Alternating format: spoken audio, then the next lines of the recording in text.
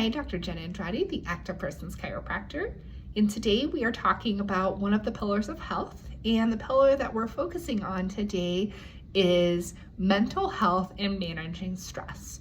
I'm going to focus on the managing stress piece of that because that plays a big part in how our mental health is faring.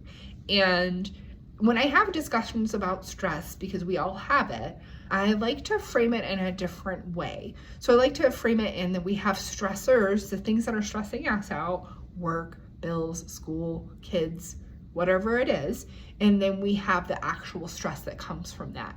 And what we have control over is not the things that are happening oftentimes, it's how we respond to those things.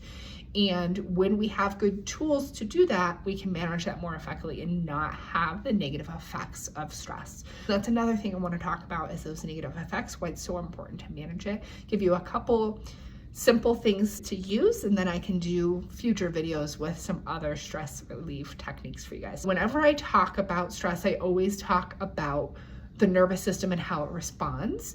Most people have heard of the flight or flight response. So that is our body's stress response.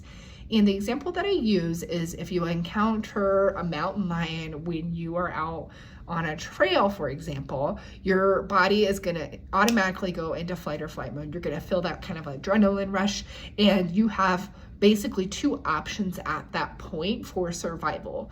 You can either fight the mountain lion or you can flee. And then your body is going to do everything that it can with the nervous system to prepare your body to do that. So it's going to increase your heart rate, increase your blood pressure. It's going to dilate your eyes so that you can see everything.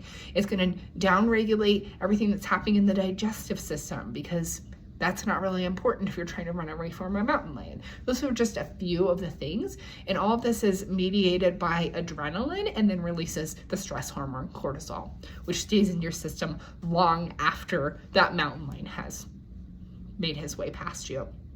We want to have tools that get us into more of that rest and digest state, which is the exact opposite of that flight or flight response. Let's quickly talk about a few tools that are easy and free.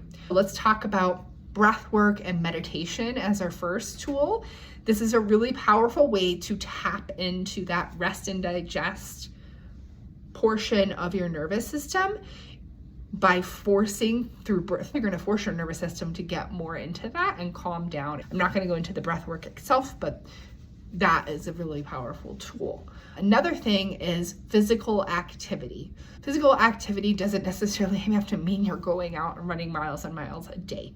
It can be running, it could be weightlifting, it also could be going for a walk, it could be going for a hike, it could be doing yoga, it could be gardening. I don't care, as long as you are moving your body, you are getting out of your head into your body, and when you're out of your head, you're less likely to dwell on those things that are stressing you, and it will put you into a more relaxed state. So those are just a couple of tools. There's other ways out there, but I wanted you guys to give you two quick and easy things that you can implement today. Thanks for listening. Dr. Jen Andrade, the Active Persons Chiropractor.